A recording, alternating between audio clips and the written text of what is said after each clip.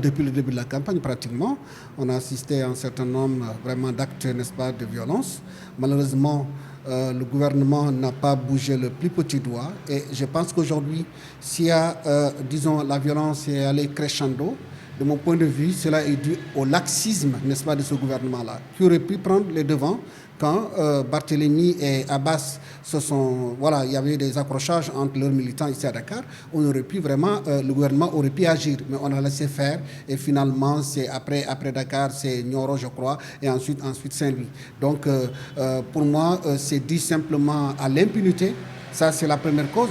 La première cause, d'abord, c'est l'impunité. La deuxième cause, maintenant, c'est l'irresponsabilité de certains hommes politiques, disons, qui, à la place, n'est-ce pas, des propositions concrètes, hein, vraiment sont dans l'invective. Et on connaît ces gens-là, ça arrive sans langue de bois, il faut le dire.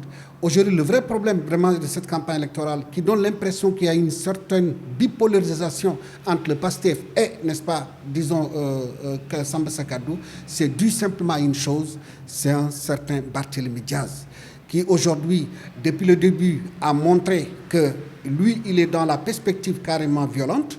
Et malheureusement, le gouvernement n'a pas bougé le plus petit doigt et cela a encouragé Barthélemy. Parce qu'on a alerté que comme quoi Barthélemy a acheté des armes et il a des nervis avec lui. Donc, comme le ministre de l'Intérieur avait sorti un arrêté en disant que personne n'a le droit vraiment d'avoir, n'est-ce pas, des armes blanches, et on devait fouiller d'ailleurs toutes les caravanes. Cela n'a pas été fait. Donc si cela avait été fait, aujourd'hui, vraiment, ce que vous appelez flambée, n'est-ce pas, de la violence, on n'aurait pas connu cela. Je lance un appel, parce que ça peut arriver le jour du scrutin le dimanche, que l'armée, c'est-à-dire que le régime actuel doit même faire appel à l'armée pour, disons, sécuriser, n'est-ce pas, les centres de vote. Pourquoi je le dis ? Tout ce que nous voyons là, parce que moi, à partir de l'armement que j'ai, pardon, les armes que j'ai vues, vraiment, je suis sidéré. Il n'y a pas que des coupes-coupes, mais des pistolets, des bombes à gaz, des trucs. Mais c'est fou, quoi. Alors je me suis dit, est-ce qu'il agit seul ? Est-ce que Barthélemy agit seul ? Est-ce que derrière, il n'y a pas de forces occultes qui veulent déstabiliser, n'est-ce pas, ces pays ?